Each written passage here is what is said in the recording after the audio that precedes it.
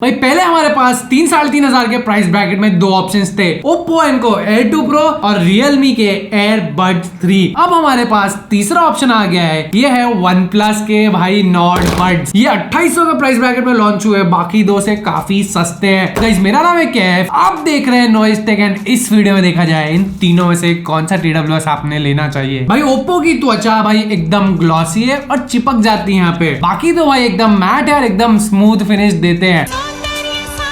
OnePlus की बात करूं थोड़ा सा चीप क्वालिटी लगता है, थोड़ा सा, बाकी दो से कंपेयर किया तो ये दोनों ज्यादा प्रीमियम दिख कर आते हैं। उसी की जगह भाई Realme काफी अच्छा मैट फिनिश और थोड़ा सा प्रीमियम दिख कर आता है। ऑफ कोर्स ये दोनों थोड़े से ज्यादा बेटर बिल्ड क्वालिटी वाले। Oppo की बात करूं तो यहाँ पे थोड़ा सा बबल डिजाइन दिया जो दिखने में ज्यादा अच्छा लगता है, बट इस पे स्क्रैच बहुत ज्यादा जल्दी लग जाते हैं। Realme दिखने में काफी सिंपल दिखता है, बट यहाँ पे स्क्रैचेस बहुत ही कम लगते हैं। ये यूनिट हम इतना अच्छे से यूज कर रहे हैं, इस पे कुछ भी स्क्रैच दिखने में नहीं आया है। भाई Realme OnePlus में आपको रीसेट बटन मिल जाता है, Oppo वालों को रीसेट बटन पसंद नहीं था, उन्होंने नहीं दिया।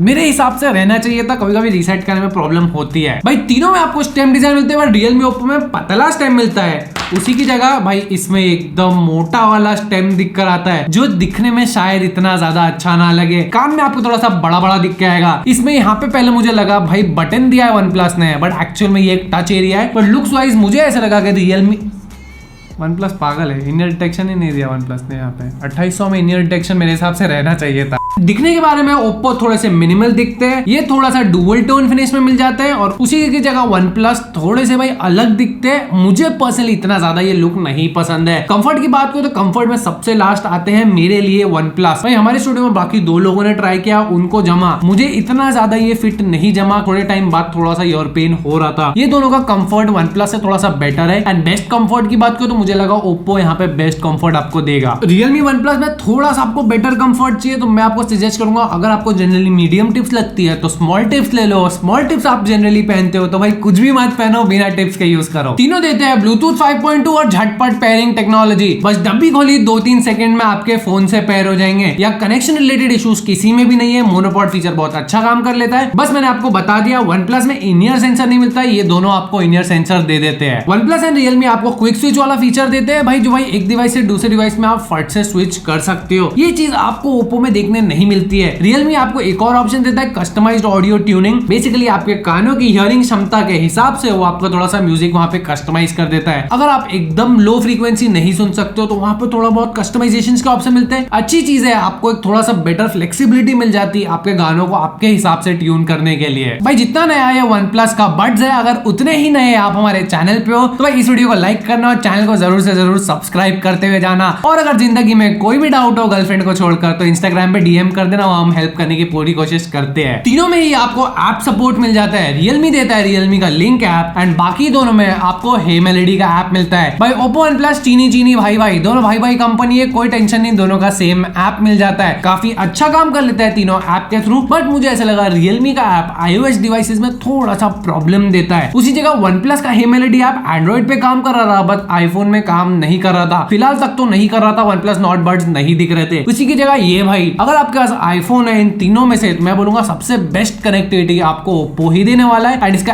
ऐप भी आपके फोन पे काफी अच्छा चल जाएगा। भाई धंधन सेंचन की बात कर लिया जाए, Realme देता है आपको 10 mm का ड्राइवर, एंड बाकी दोनों में आपको मिल जाएंगे 12.4 mm के ड्राइवर। सबसे बड़ा फर्क इन तीनों बड्स में है बेस क्वालिटी। सबसे छोटा ड्राइवर, सबसे कम बेस, अगर इन तीनों में कंपेयर किया जाए, एंड यहाँ पे Oppo आपको देता है सबसे ज्यादा अच्छा बेस। टू बी ऑनेस्ट सबसे अच्छा साउंड लिसनिंग एक्सपीरियंस मुझे Oppo का लगा है, उसके बाद OnePlus लगा है, उसके बाद Realme लगा है। Realme का ANC मुझे इतना ज्यादा इफेक्टिव नहीं लगा, OnePlus आपको ANC नहीं देता है, और उसी की जगह Oppo आपको देता है जो ज्यादा अच्छा काम कर लेता है। तो भाई इन शॉर्ट, या तो आपको म्यूजिक लिसनिंग एक्सपीरियंस के लिए OnePlus लेना है या फिर Oppo लेना है। अगर आपको एकदम ज्यादा बेस हैवी सॉन्ग्स पसंद है, थोड़ा सा बैलेंस की तरफ चाहिए, देन मैं आपको बोलूंगा तब Realme लेना, नहीं तो मेरे हिसाब से आप उसको फॉर साउंड स्किप कर सकते हो। अब बात कर लिया जाए भाई माइक क्वालिटी, सबसे अच्छा माइक मुझे यहाँ पे Oppo का लगा है, उसके बाद मुझे ऐसा लगा OnePlus आता है, एंड देन फाइनली यहाँ पे Realme आता है। मैंने छोटा सा माइक टेस्ट भी बनाया है, आप सुनो। वहां पे आप देखोगे Realme की आवाज थोड़ी सी अननेचुरल हो जाती है, उसी की जगह बाकी दो की थोड़ी सी नेचुरल भी रहती है, थोड़ी सी ज्यादा लाउड एंड क्लियर भी आती है। तो फ्रेंड्स ये एक माइक टेस्ट है, अभी मैं यूज कर रहा हूँ Realme के Buds Air 3 में। मेरे स्टूडियो में बैठा हूँ, मेरे पीछे फुल स्पीड में कूलर भी शुरू है,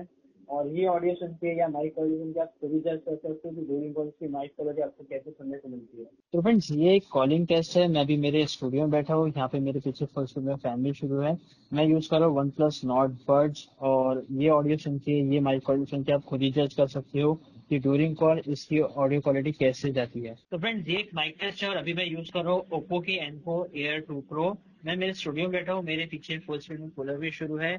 ये ऑडियो सुन के आप खुद ही जज कर सकते हो कि ड्यूरिंग कॉल इसकी माइक क्वालिटी आपको कैसे सुनने को मिलती है। फाइनली भाई बात कर लेते हैं बैटरी लाइफ की। यहाँ पे OnePlus सबसे ज्यादा बैटरी लाइफ देता है। फुल वॉल्यूम पे आप एक्सपेक्ट कर सकते हो अराउंड 6 घंटे की फ्रॉम द बड्स, एंड डब्बी के साथ आपको अराउंड 25 से 27 आवर्स मिल जाएगी। उसके बाद यहाँ पे Realme की बात करूँ तो यहाँ पे आपको बड्स के साथ 4.5 घंटे के आसपास एंड केस के साथ 21 से 22 घंटे। एंड फाइनली Oppo यहाँ पे आपको ऑलमोस्ट सेम बैटरी लाइफ देता है, 4.5 घंटे विद द बड्स एंड 20 से 22 घंटे यहाँ पे विद द केस। तो भाई सबसे ज्यादा बैटरी लाइफ आपको OnePlus देता है एंड बाकी दो उसके बाद आते हैं। OnePlus Nord Buds भाई 2800 में लॉन्च हुए, मेरे हिसाब से काफी ज्यादा अच्छा प्रोडक्ट है ये। हाँ, यहाँ पे इन-ईयर सेंसर नहीं है, फिर भी मैं आपको बोल सकता हूँ अगर आप 2500-2600 इन्वेस्ट करने को देख रहे हो, 100-200 ज्यादा डाल के OnePlus के Nord Buds ले लो। एंड अगर आपका बजट थोड़ा सा ज्यादा है, मतलब 3000 से 3500 के आसपास, देन मैं आपको बोलूंगा भाई Oppo के Enco Air 2 Pro लेना। डेफिनेटली यहाँ पे थोड़ा सा आपको better sound quality, mic and design देखने मिल जाएगा। 3500 के ऊपर स्पेंड कर सकते हो तो मत करो भाई, Realme मत लेना, उसकी जगह Oppo ही लेना है आपको। तो भाई ये वीडियो बनाते टाइम OnePlus एंड Oppo में डिफरेंस ऑलमोस्ट 600 से 700 रुपए का है, तो मेरे हिसाब से बोल सकता हूँ आप OnePlus ले लो, आप मेरे हिसाब से सेटिस्फाइड रहोगे। बट आगे जाके कोई सेल वेल में ये डिफरेंस बहुत कम हो गया, 100-200 या मैक्स टू मैक्स 300 रुपए का, देन ज्यादा डाल के आप Oppo लेना, वो डेफिनेटली एक बेटर प्रोडक्ट है। तो भाई कोई भी प्रोडक्ट आपको बाय करना है, मैं नीचे लिंक डिस्क्रिप्शन में दे दूंगा।